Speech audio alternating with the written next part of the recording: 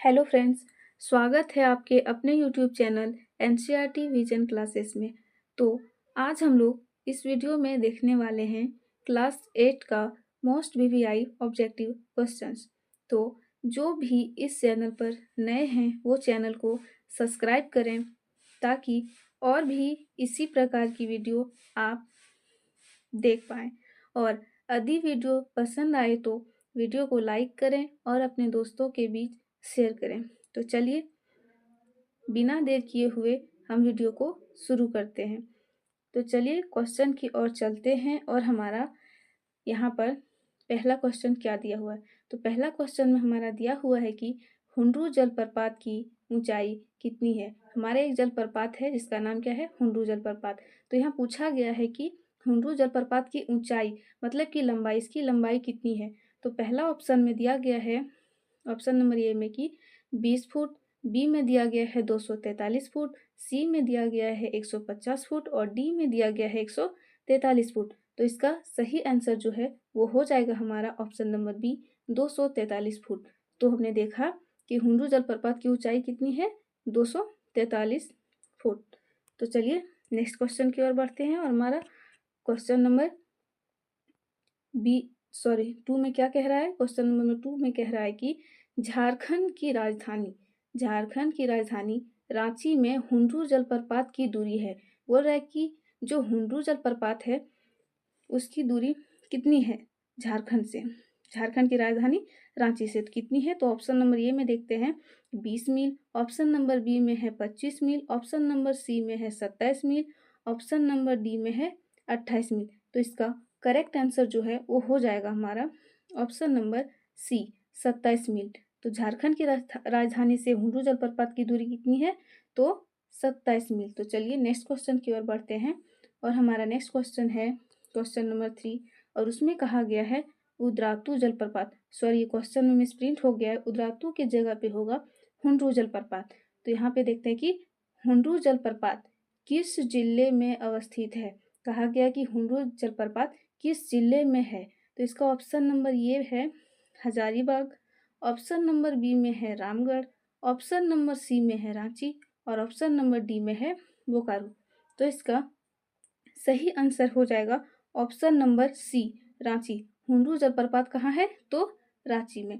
तो चलिए फिर से नेक्स्ट क्वेश्चन की ओर बढ़ते हैं और नेक्स्ट क्वेश्चन हमारा क्या कह रहा है, क्वेश्चन नंबर 4 कि हुंड्रू का जलप्रपात किस नदी पर है। हुंड्रू जलप्रपात किस नदी पर है। तो चलिए इसका ऑप्शन देखते हैं। Option number A Damodar, option number B में है कोयल, ऑप्शन नंबर सी में है स्वर्ण रेखा और ऑप्शन नंबर डी में दिया गया है शंख। तो इसका सही आंसर हो जाएगा ऑप्शन नंबर सी, स्वर्ण रेखा। तो क्या है कि हुंड्रू जलप्रपात किस नदी पर है, तो हमारा स्वर्ण रेखा नदी पर है। तो चलिए फिर हम लोग नेक्स्ट क्वेश्चन की ओर बढ़ते हैं।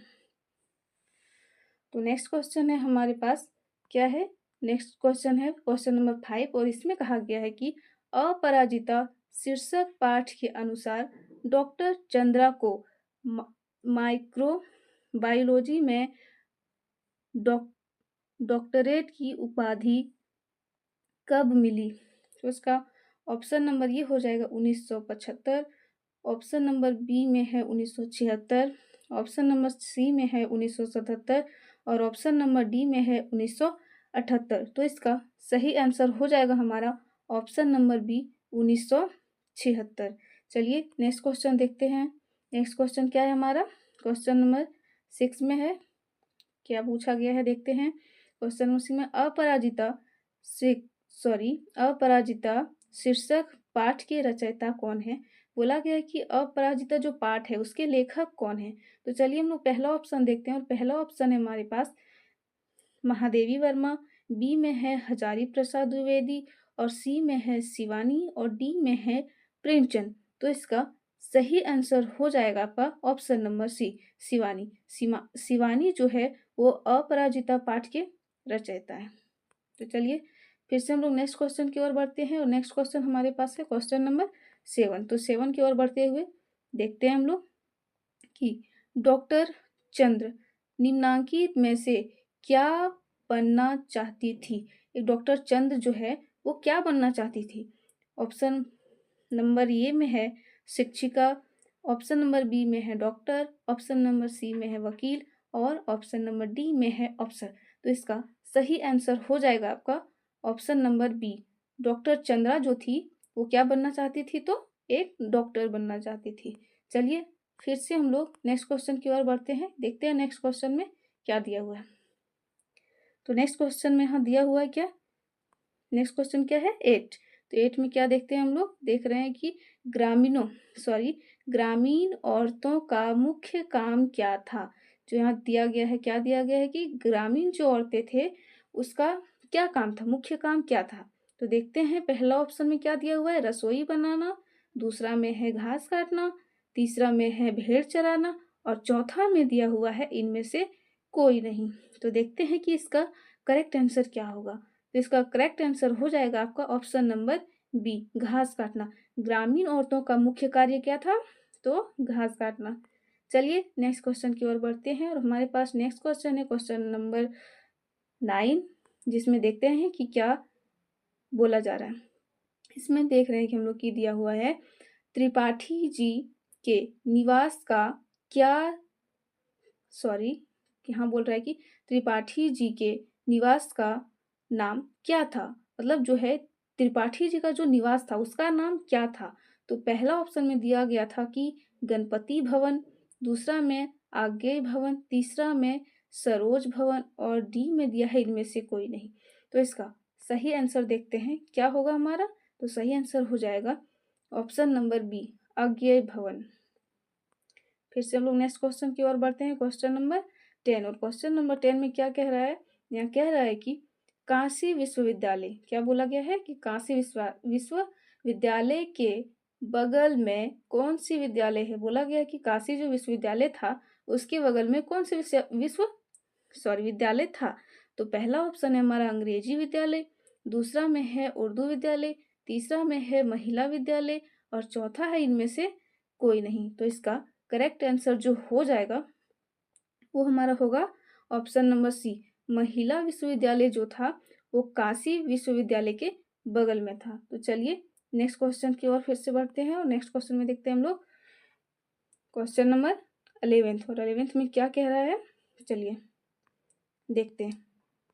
कह रहा है कि कितने लोगों को सुबह काम पर हाजिर होना था। तो कितने लोगों को सुबह काम पर हाजिर होना था।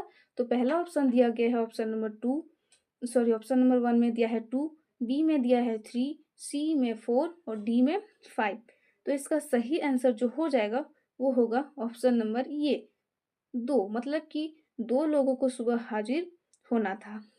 तो चलिए फिर से नेक्स्ट क्वेश्चन की ओर देखते हैं और नेक्स्ट क्वेश्चन है हमारा क्वेश्चन नंबर 12। तो देखते हैं इसमें क्या कह रहा है। तो इसमें कह रहा है कि बस में कितने मित्र सवार हुए थे, बस की यात्रा में कितने मित्र सवार हुए थे ये पूछ रहा है। तो यहाँ पे देखेंगे ऑप्शन नंबर 1 में है 4, option number B 5, option number C 6, option number D 7। तो इसका सही आंसर आपका हो जाएगा ऑप्शन नंबर बी 5 जो थे वो बस में सवार थे, 5 मित्र। तो चलिए फिर आगे हम लोग वीडियो को जारी रखते हुए नेक्स्ट क्वेश्चन की ओर चलते हैं। नेक्स्ट क्वेश्चन हमारा क्या है, क्वेश्चन नंबर 13, जिसमें कहा गया है कि झारखंड के 2 सपूत शीर्षक पाठ में किन 2 सपूतों की विस्तार में चर्चा की गई। बोला है कि झारखंड के जो सपूत शीर्षक है उसमें 2 सपूतों की विस्तार किया गया, तो वो कौन कौन है। तो चलिए पहला ऑप्शन देखते हैं। पहला ऑप्शन में है हमारा जयपाल सिंह एवं बिरसा मुंडा, दूसरा में है तिलक मांझी एवं बिरसा मुंडा, सी में है वीर बुद्धू भगत एवं जतरा ताना भगत और डी में है विश्वनाथ सहदेव एवं गणपत राय। तो इसका सही आंसर हो जाएगा हमारा ऑप्शन नंबर ए। और ऑप्शन नंबर ए में क्या है, जयपाल सिंह एवं बिरसा मुंडा। तो फिर से नेक्स्ट क्वेश्चन की ओर बढ़ते हैं, क्वेश्चन नंबर 14। तो देखते हैं कि क्वेश्चन नंबर 14 क्या कह रहा है। झारखंड के 2 सपूत शीर्षक पाठ में माराम गोमटे किन्हें कहा गया है। बोला गया है कि झारखंड के 2 सपूत जो पाठ है उसमें माराम गोमटे जो है उसे किन्हें कहा गया, मरांग गोमटे किसे कहा गया है? तो चलिए देखते हैं ऑप्शन को। तो ऑप्शन नंबर ए में दिया गया है बाबू रामनारायण सिंह, बी में दिया गया है बिरसा मुंडा, सी में दिया गया है जयपाल सिंह मुंडा और डी में दिया गया है विश्वनाथ सहदेव। तो इसका सही आंसर जो हो जाएगा option number C, Jaipal Singh Munda. Jaipal Singh Munda को क्या कहा गया है? तो झारखंड के दो सपूत शीर्षक के मरांग गोमटे कहा गया। तो चलिए नेक्स्ट क्वेश्चन देखते हैं। नेक्स्ट क्वेश्चन है हमारे पास क्वेश्चन नंबर 15 और 15 में कहा गया है कि ओलंपिक खेल एडम्स्टर्म कब आयोजित किया गया था? तो इसका ऑप्शन दिया गया है, ऑप्शन नंबर ए में दिया गया है 1930, बी में दिया गया है 1980 और सी में दिया गया है 1940 और डी में दिया गया है 1946।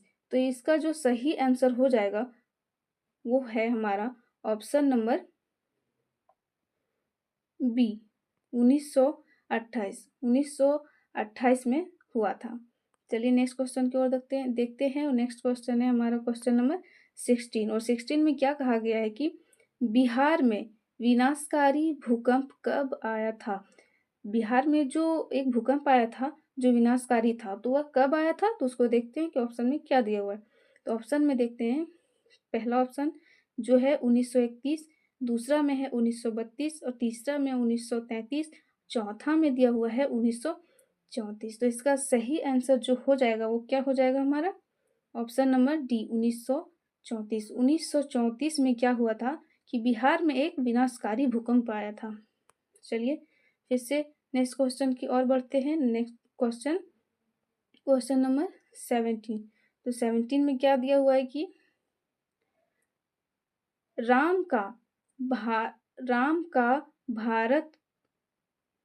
का भारत को संदेश पाठ किस महाकाव्य का अंश है? पहला में दिया गया है रामायण, दूसरा में दिया गया है महाभारत, तीसरा में दिया गया है रामचरितमानस और चौथा में दिया गया है कवितावली। तो इसका जो सही आंसर हो जाएगा वो होगा हमारा option number C, Ramcharitmanas. Ramcharitmanas में क्या दिया गया था कि राम को भरत के लिए संदेशा दिया गया था।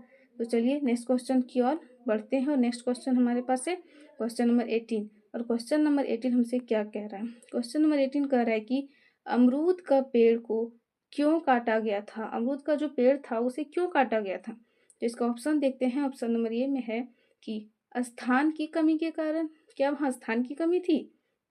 बी में था अंधविश्वास के कारण, सी में था कि जलावन की लकड़ी के कारण, डी में इनमें से कोई नहीं।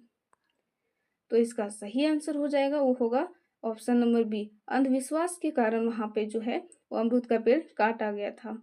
चलिए अब नेक्स्ट क्वेश्चन की ओर देखते हैं। नेक्स्ट क्वेश्चन हमारा है क्वेश्चन नंबर 90 जो कि कह रहा है कि अमरूद का पेड़ होने से किस चीज का अनुभव होता है? जो हमारा अमरूद का पेड़ था उसका होने से किस चीज का अनुभव हो रहा था? तो पहला ऑप्शन में देखते हैं ईर्ष्या, दूसरा में है अपमान, तीसरा में है गौरव और चौथा में है इनमें से कोई नहीं। तो इनका सही ऑप्शन हो जाएगा ऑप्शन नंबर सी, गौरव का। नेक्स्ट क्वेश्चन की ओर बढ़ते हैं क्वेश्चन नंबर बी। तो क्वेश्चन नंबर बी में कह रहा है कि डायन एक अंधविश्वास, कविता के कवि कौन है? डायन एक अंधविश्वास एक कविता है जिसके कवि कौन है? तो चलिए इसका ऑप्शन देखते हैं क्या दिया हुआ। ऑप्शन देखते हैं, पहला में दिया हुआ है प्रेमचंद, दूसरा में है डॉक्टर दीनानाथ सिंह और तीसरा में दिया हुआ है बंशीधर श्रीवास्तव और चौथा में दिया हुआ है ज्ञान रंजन। तो इसका सही आंसर हो जाएगा आपका option number B, doctor Dinanath Singh. तो चलिए ये हमारा लास्ट क्वेश्चन था